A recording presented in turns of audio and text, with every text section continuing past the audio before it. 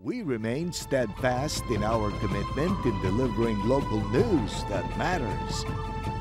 Stories that inspire. Enriching the lives of Filipinos in the Philippines and across the globe. This is your GMA Regional TV. Buong puso para sa Pilipino. Kini ang At Home with GMA Regional TV.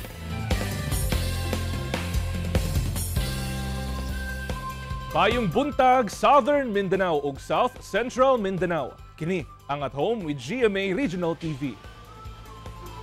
Atod damo mga importanteng balitang lokal gikan sa Northern Mindanao ug Caraga Region. Kini ang pinakahalapad kapag balita gikan sa Western Mindanao. Aniya na mga unang balita.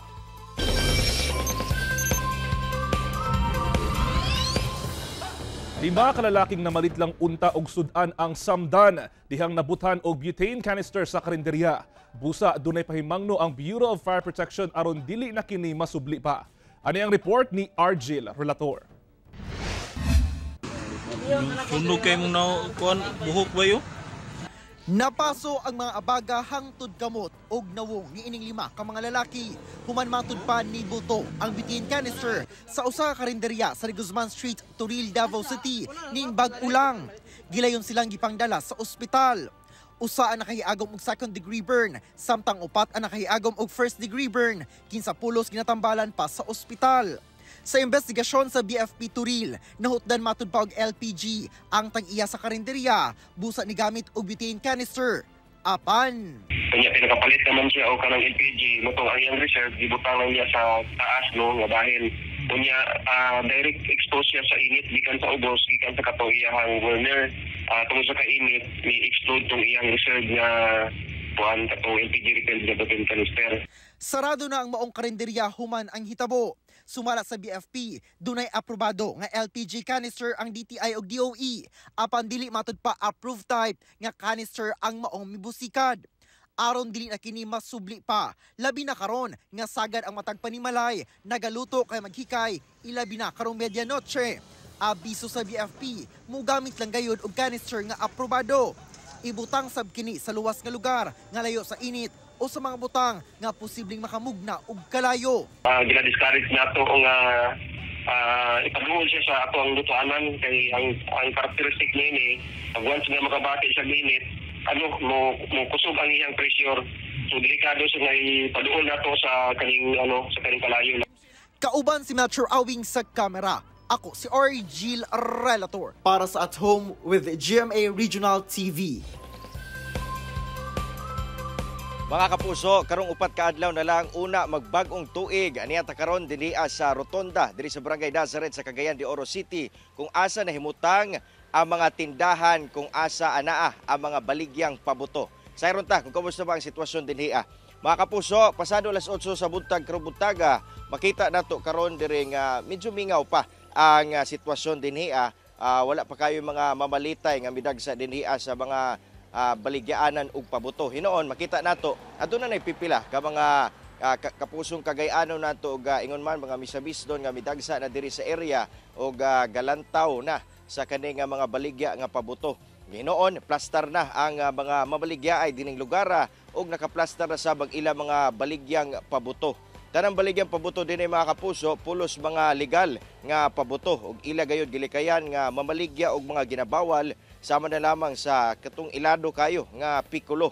Kaganina dunay mga nagpatrolya nga mga personahe sa Cagayan de Oro City Police Office din ilang gisiguro ang seguridad sa lugar. Kung dili mo gusto magpabuto mga kapuso dinhi sa atbang nato diri dapit sa may tuong bahin aduna say mga baligya nga turotot nga swak kayo para sa atong mga chikiting nga gusto gyapon mag-enjoy sa pagsugat sa bag-ong tuig apan katong medyo safety nga pamaagi sa pagsugat sa bag-ong tuig. Busa gato sa mga kapuso nga buot po bisita karong buntaga dinhi sa Rotonda sa Barangay Nazareth diri sa Cagayan de Oro City. Busa dagsa na mo kun di mo gusto katong daghan kayong tawo nga magdasok na mo sa pagpalit ninyo sa inyong pabuto anihin na mo mintras mingaw pa. Ug mao kanang latest gikan diri sa Kuwang Area. Kapin 300 kabalay na ugdaw sa sunog sa Barangay Leon Garcia sa Agdao, Davao City. Ano ang report ni John D. Esteban?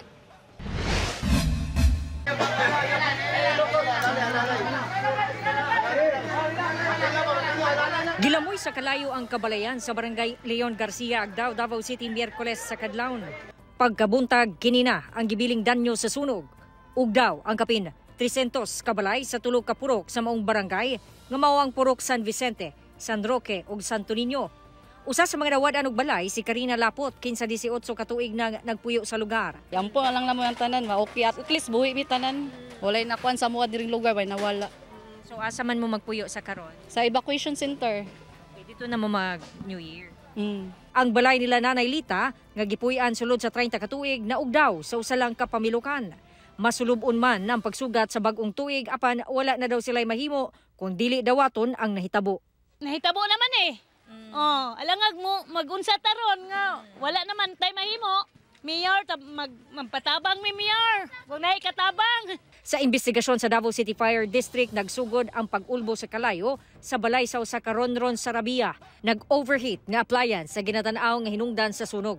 Sa inisyal nga report, sobra 300 ka magbanay ang apektado apan magpahigayon pa og validation ng CSWDO. Sa karon ang ginahanglan ang mga nasunugan ug mga sinina gumikan kadaghanay kanila tapot lawas ra ang nasalbar ug pipila ka gamit ug uban pang nag-unang panginhanglan.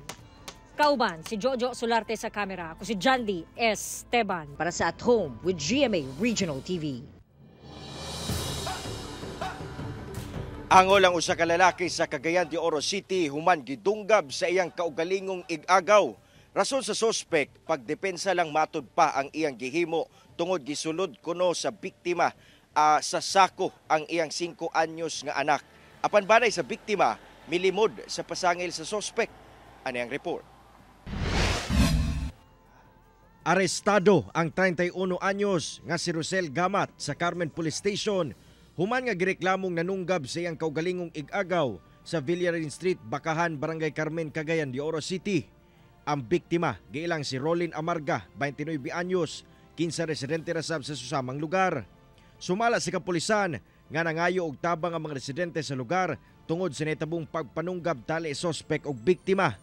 Dali rasab nga mitahan ngadto sa otoridad ang sospetsado og na-recover sab ang kutsilyo nga gigamit sa sospek sa krimen. Adunay misunderstanding pagladis na kagahapon kay gikumpronta man samahan sa bata nga naibawan nini nga iyang bata gisud sako murag gipasakitan nini gani kabalo man tanan violation mi kana siya sa protection, child protection. Gikustodiya na sa Carmen Police Station ang sospek apan mibalibad na siya nga moatubang sa kamera. Apan diyang nakahinabi siya sa GMA Regional TV 1 Mindanao. Gibutyag niya nga nahimo daw niya ang krimen tungod gisulod kuno sa biktima ang iyang 5 anyos nga anak sa sako. Rason sa iyang kalagot apan sumala sa karelasyon sa biktima kinsa anaasab sa lugar diyang nahitabo ang insidente nga wala kuno gisulod sa biktima sa sako ang anak sa sospek. Posible kuno nga nabikil kini tungod sa daanan nilang panagbangi. Pagpanganak gid nako ani. Nanulog na siya sa balay. Umbot sa iya, ngano nanulog siya sa balay, gibungkag bagay niya ang sira sa balay. Duda ninyo murag maurat to. Murag na siya kalagot daan. Murag na siya kalagot daan. Nakagawas na sa ospital ang biktima.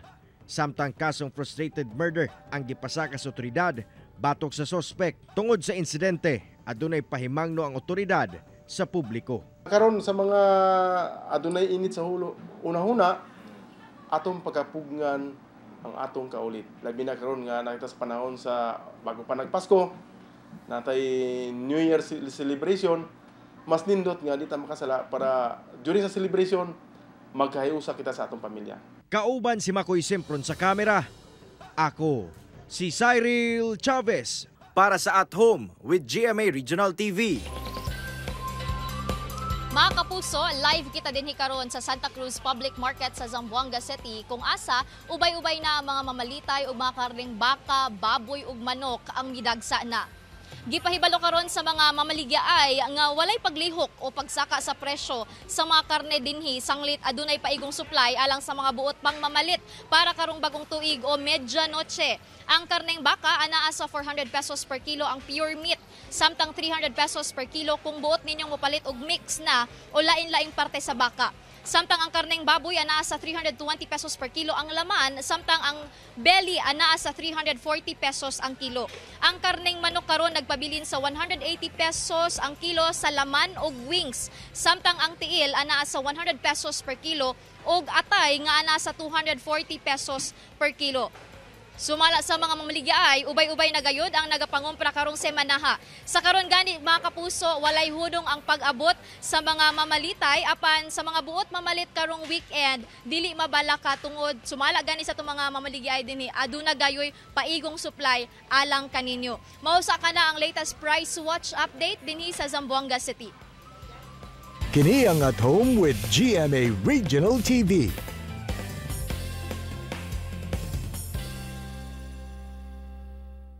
Pipila ka adlaw una ang bag-ong tuig.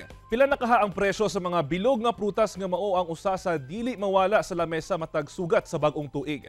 Ato kanang sayron pinaagi sa live report ni Abby Caballero nga manukad sa Pulumulok, South Cotabato. Abby? Maayong buntag mga kapuso, pipila na lang gyud kaadlaw ato ng sugaton ang bag-ong tuig. Kompleto na ba ang inyong mga pampaswerte diha nga bilog nga prutas? Dinhi sa Pulumulok, South Cotabato mga kapuso, sa atong makit-an all set na ang mga mamaligyaay sa pagdagsa sa mga mamalitay. Gani tradisyon na sa mga Pinoy nga mag-andam o magpalit gayod og bilog nga prutas tungod sa tinuuhan nga magdala kini og swerte sa pagsulod sa bag-ong tuig. Karong adlaw dili pa dagsa ang mga mamalitay og prutas dinhi sa Pulumulok apan andam na ang mga mamaligyaay sanglit base sa ilang nasinati sa milabayng mga tuig, tulo ka adlaw o samtang mas nagkaduol ang pagsugat sa New Year, mutaas gayod ang demand. Gani human ang Pasko, misaka matud pa ang presyo sa mga bilog nga prutas. Ang orange ug apple tag 10 pesos to 35 pesos depende sa gidak-on. Ang green apple tag 35 pesos, tag 15 pesos ang pear nga gagmay, 35 pesos ang dagko. Ang chico tag 80 pesos per kilo, tag 50 pesos per kilo ang watermelon, ang kiwi tag 40 pesos matag isa, ang mangustin 200 pesos per kilo, ang oway tag 200 pesos per kilo, ang longgan tag 250 pesos per kilo, 80 pesos per kilo ang pomelo, ang grapes tag 300 pesos per kilo. Apan sa atong mga kapuso diha nga paigo lang ang budget o wala ikapalit kadtong mga kinilo gayon, doon na sila pinuto sa maani tag 100 pesos lang ang ing-ani ka daghan. Doon na sab sila tag 60 pesos og katong sa mga mas gamay pa gyud ang budget, doon na sila tag 50 pesos per kilo. So karon mga kapuso atong kumustahon ang palit dinhi sa stall ni Ate Annabel. Ate, kumusta ba ang palit sa mga bilog nga prutas karon? Actually, ma'am, nagtaas na ang mga local fruits, pero ang mga imported standby lang sa. Pero ang mga grapes po pasaka na pod, ma'am. Pero ate, ugma o sa mga sunod nga adlaw samtang mas nagkaduol pa gayud ang New Year, posible bang musaka pa gyud, mumahal pa gyud ang presyo? Yes po, may tendency po na magtaas pa. Lalo na ning mga local po, lalo na yung mga bilog-bilog. Yes po, abot gud ni siya mga 100 ang kilo, ma'am. Oh, so mas mahal pa gyud ay kapuso. So bintaha nga karon pa lang samtang masayo mo palit na gyud ate no. So ate, unsa bay tip nimo nga mahatag sa kadtong mga paigo lang ang budget apan gusto makompleto tong 13 gyud ka bilog nga prutas?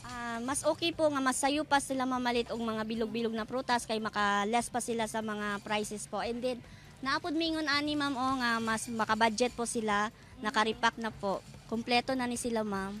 So kani ate tagpila man ni siya? Tag 15 na tag G's. Depende po sa prutas po. Yes, tanan po bilog-bilog na ni sila mga prices po. Alright. So ate, ikaw ba personally nagatuo ba kaaning mga pampaswerte nga bilog nga prutas kay sa ato mga kapuso daghan pud gyud ang nagatuo nga duna kini dala nga swerte? Yes po, as a Katolik po, mauman ni ato ang pamahiin ang mga bilog-bilog na prutas nga nagadala og swerte sa ato ang panimalay. O nakadepende po sa ato ang pagpaningkamot, ma'am.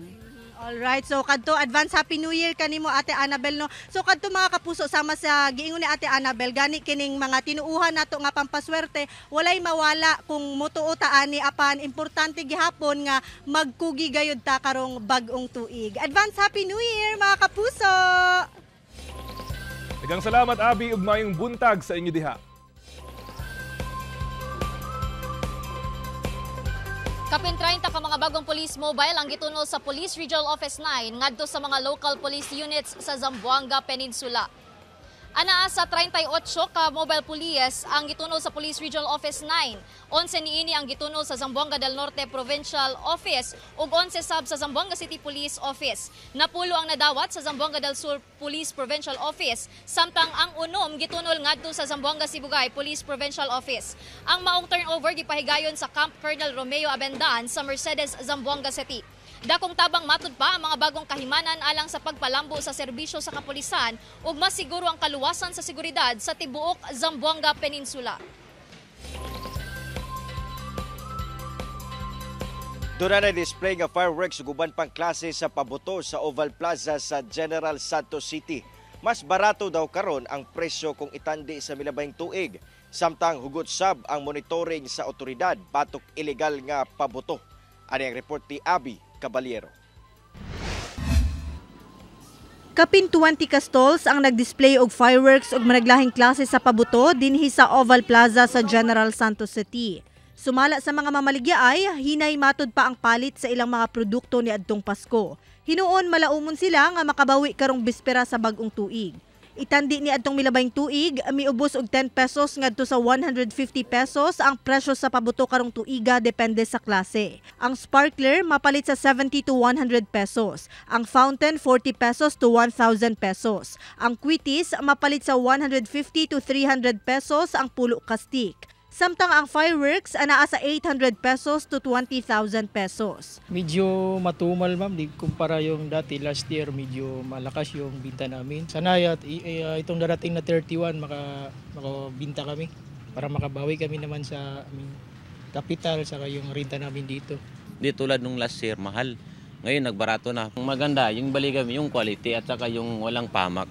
Apan padayong pahinumdum sa otoridad nga ginabawal gayod ang paggamit og iligal nga pabuto. Sa datos sa DOH-12 niadtong December 21 to 25, unom ang natalang samdan tungod sa iligal nga pabuto sa rehiyon sama sa 5-star, boga, whistle bomb ug triangle. Sagad matud kanila na samdan ang kamot. Hinuon, minor injury lang ang naangkon sa mga biktima.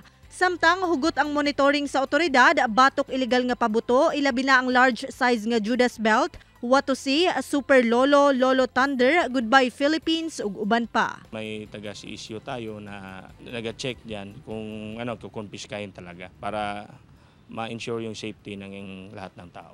Kauban si Gary Balantay sa kamera. Ako si Abby Caballero para sa At Home with GMA Regional TV.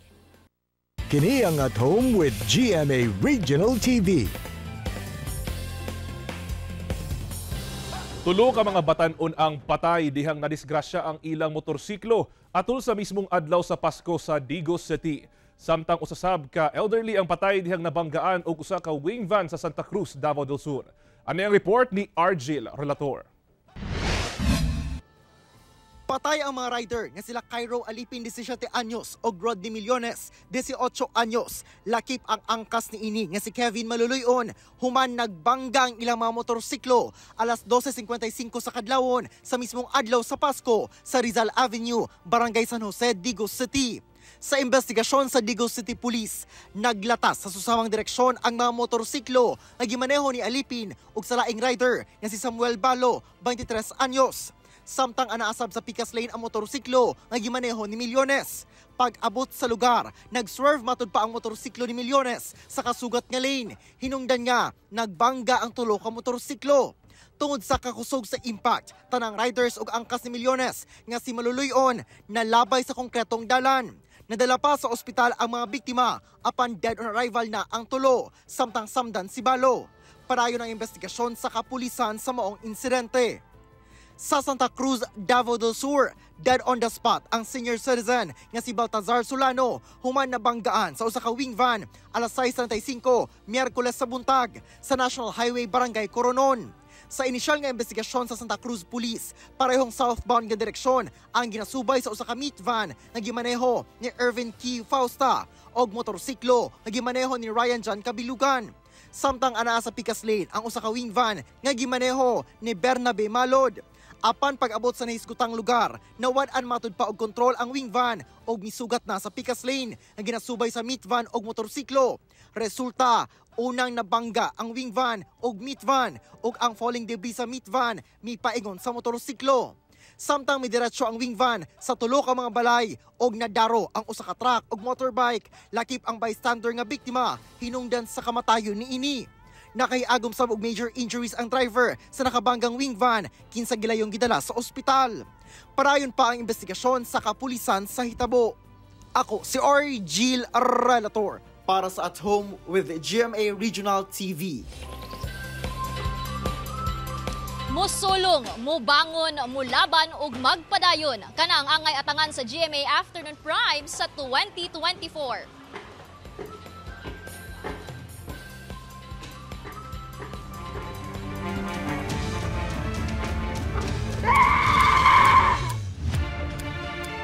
Napakalaking hamon ang mawalan ng magulang. Padayon ang paghatag og inspirasyon ni star of the new gen Jillian Ward isip Doc Annalyn Santos sa abot kamay na pangarap. Sa bagong karakter, dunay bagong karakter nga mosulod sa Apex Hospital, unsa kaha ang papel ni Sparkle star Clea Pineda, kakampi o hagit sa kinabuhi ni Annalyn. Muere sab sa 2024 ang Philippine adaptation sa hit Korean series nga Shining Inheritance. Kauban ang star-studded cast nga sila Connie Reyes, Kailin Alcantara, Kate Valdez, Paul Salas, Michael Sager ug Wendell Ramos. Maningil sab sa Afternoon Prime ang obra sa GMA Public Affairs nga Makiling. Balik tambalan sila Sparkle stars Derek Monasterio ug El Villanueva.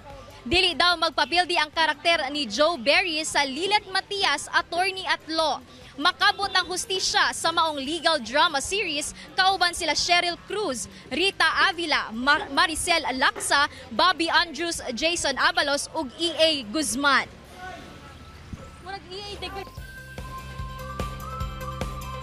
Kapin 500 ka mga residente nga nabuyo sa mga hilit nga lugar sa Tawi-Tawi ang nahatagan og tubig mainom.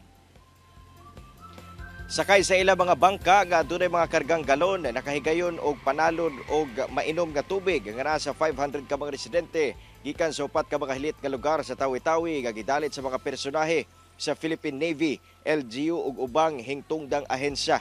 Ang upat ka mga lugar gilangkuban sa Pangunan Island, Panitayan Floating Village, Mardanas Island ug Andulinang Island sa Tawi-Tawi. Miabot sa 7,000 ka litro nga fresh drinking water ang gipang-apod-apod gadto sa mga residente. Mapasalabato ng mga residente sa nadawat nga tubig kay minus matod pa ang ilang mainom nga tubig sanglit na palibutan og dagat ang ilang lugar. Tumong sa mong pagpanghatag nga matabangan ang mga depressed community nga naglisod sa pag-access sa mga basic needs sama sa mainom nga tubig. Usa ka bag-ong himugso nga batang babae ang napalgan duol sa usa ka balay sa Santo Niño sa South Cotabato. Ano ang report ni Abby Caballero? Nakahapa og walay sinina kining baby girl nga napalgan duol sa usa ka balay sa Barrio 12, Barangay San Isidro, Santo Niño sa South Cotabato. Natingala matud pa ang residente nga nakapuyo sa lugar nga dunay naghilak nga baby sa gawa sa ilang balay. Dihang gisuta, gituuhang bagong himugso kini, sanglit wala pa naputol ang umbilical cord niini. Daling gidala sa ospital ang maong bata. Ginaimbestigahan pa sab kung kinsa ang ginikanan sa giabandonang bata. Doon lang siya nakalatag sa may lupa sa ilalim po ng puno. Walang nakakita kung sino namang naglagay doon bata. So hanggang ngayon ma'am, hindi pa nag-surface yung ina o sino namang naglagay doon. Sa karon anaa sa kustodiya sa MSWDO ang baby. Nanawagan sab sila sa ginikanan niini nga makigkoordinar sa ilang buhatan aron maplastar ang kahimtang sa bata. Ako si Abby Caballero para sa At Home with GMA Regional TV. Budget Office sa Provincial Government sa South Cotabato nasunog. Ana sa kapit 3 billion pesos ang natalang danyos. Ato'y balik si Abby Caballero. 12:28 sa kadlawon atul adlaw sa Pasko, nasunog ang budget office sa provincial government sa South Cotabato nga nahimutang sa Coronadal City.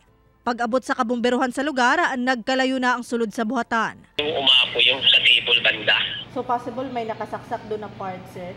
Bisa din sa tinitingnan namin na dahilan. Wala naman tong tao na nandun. And yung area is secured naman, may mga security naman. So ang possible na arson is malabo. Lakip sa nasunog ang mga computer ug mga papeles sa maong buhatan. Anaamatod pa sa kapin 3 million pesos ang danyo sa maong sunog. Office is enclosed, nakasarado po lahat ng bintana and door. So may apoy sa loob, kahit hindi siya lumakit, pero yung init hindi lumabas eh. Kaya yung ibang gamit na rin nalusaw sa init.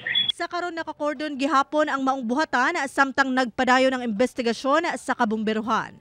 Ako si Abby Caballero para sa At Home with GMA Regional TV.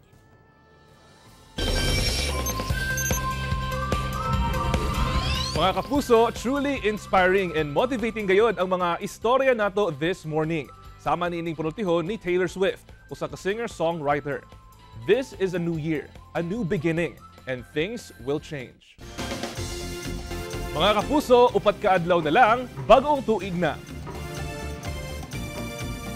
Mao kadto ang mga ulahing balita sa Mindanao karong adlaw. Mamahimo ninyo kining makita pag-usab pinaagi sa pagbisita sa official website sa GMA Regional TV o bisitaha ang among official YouTube channel o i-click ang subscribe button para sa pinakaulahing balita. Daghang salamat sa mga kapuso sa Mindanao nga nagalantaw kanamog sa mga kapuso abroad. Padayon lang sa pagtutok sa mga lokal nga balita matag adlaw tungod sa GMA Regional TV. Local news matters. Kami sa At Home with GMA Regional TV. Tibuok puwersa para sa mas dakong misyon ug mas lapad nga pagserbisyo sa nasod.